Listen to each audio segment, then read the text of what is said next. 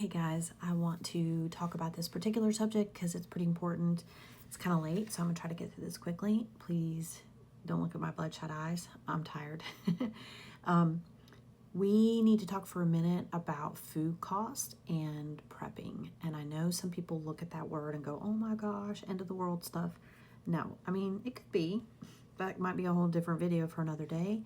But when you're talking about storms and natural disasters, looking at cost of food is definitely a part of that whole entire story. So let's say, for example, you had a storm that knocked out the electricity. It doesn't even have to be a storm. Did you know that everybody is going through some kind of a heat wave right now?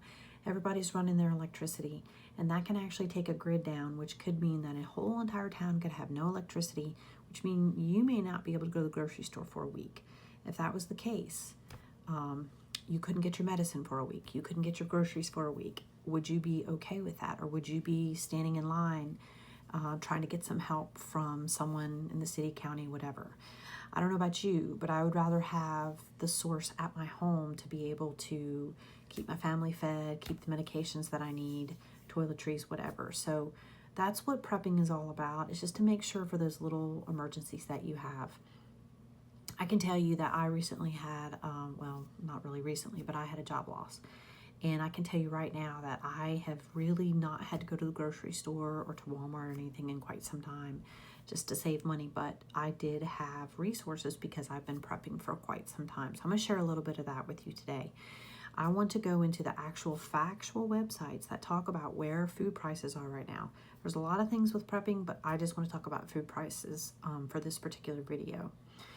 The USDA.gov site and Consumer Price Index kind of gives you an idea of where things were and where things are heading, so you don't have to worry about someone just basically telling you after it's already hit the grocery store what those prices are.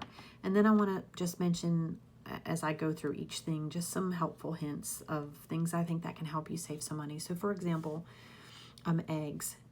You'll see that eggs are actually down quite a bit. I'll just tell you right now, eggs are actually down 35% from 2025. And they're going to increasingly go down, at least we hope. That's what's predicted. So everything else is expensive right now, but eggs are not. So if you can catch some that are on sale, you can actually take eggs and freeze them. Now, are they as good as a big old steak? No, definitely not. But it's a good source of protein. If you need some meat, you can add it to rice. You can actually make a nice little, like a ramen, and add some eggs in there. And there's lots of different things that you can do with eggs. But you can take the eggs, the raw egg, crack it open, stick it into a ice cube tray. So you got 12 ice cubes. Anywhere from a medium to a large will usually fit down into that ice cube. You don't have to break it up. You don't have to break up the yolk. You can just have it as a solid egg in there. Put it in the freezer, and then you can just pop those out like an ice cube and put that in a freezer bag, or it's probably better if you take the air out of it, but you can still just put it in a freezer bag. And you can pop those little things out one egg at a time and fry them in a frying pan just like you do regular eggs. So I'm not going to get into a water bath for an egg, which is where you can put them in a big glass jar and they'll last a really long time. Those are usually eggs that are coming straight from a farm that have not been to the grocery store. So just be very careful with some of these tales that you hear about things that you can do with food. We don't want anybody getting sick. So I'm not going to get into that. There are ways that you can do it with farm fresh eggs, not grocery store eggs. So anyways, moving on. But that's a good tip to help you with saving some money on your eggs. So as of right now, what they are saying is that grocery store prices are up about 3.9%. And it might seem like it's more than that because there are some things that are so much more expensive, but because there are some things that have went down, it's balanced out. Overall, I know my grocery store bill has been way higher just because of the things. We eat a lot of meat. And there's even a lot of vegetables that are increasing. So this is going to give you some specifics. So we're going to talk first about the big one, which is beef. As of right now, beef prices have actually went up 3.1% just from last month, but they are up 12.9% from last year. They did have some inconsistencies in what had been released about the prices of beef.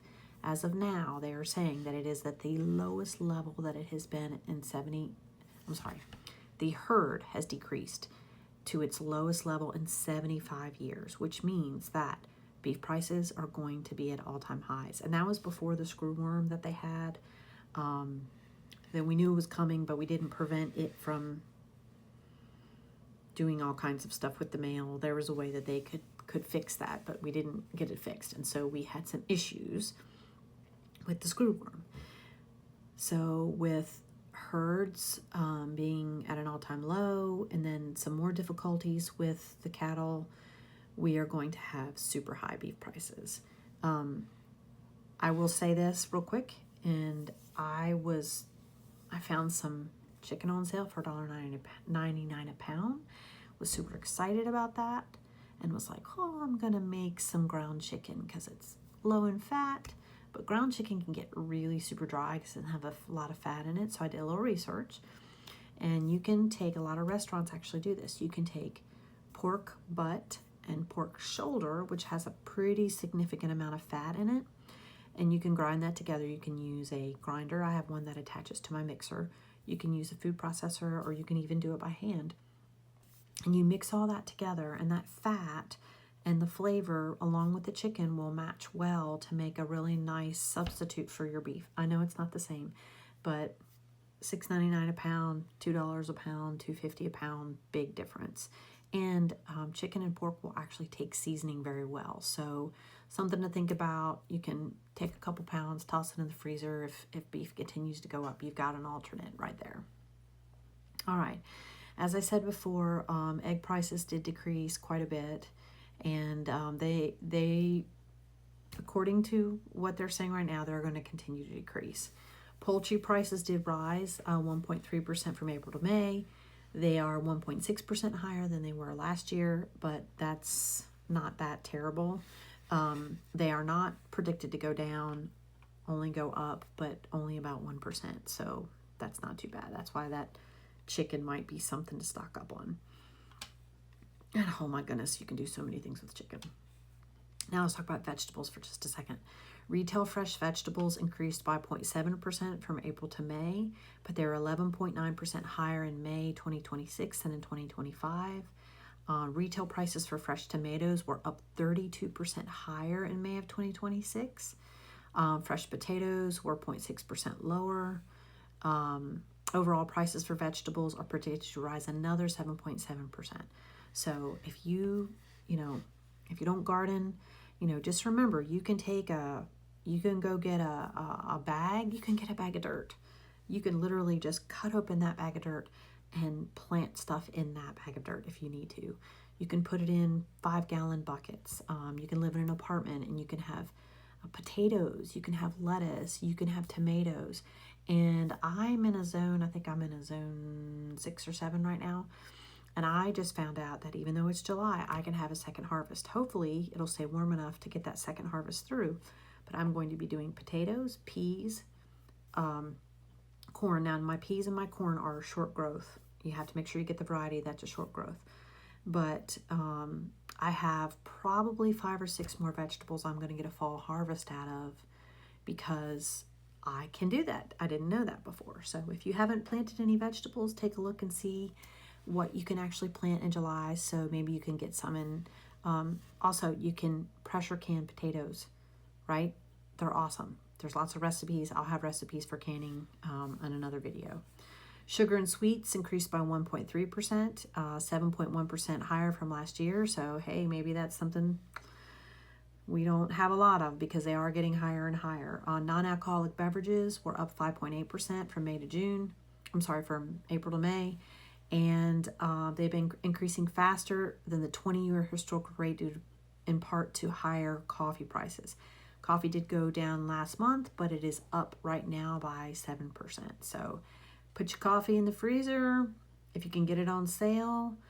As of right now, prices are still going to go up. So let's start trying to get those things frozen or canned and get them now before we have to get them when the prices increase. So I'll have more videos on that soon. All right, guys, stay safe and keep prepping as much as you can. Thanks.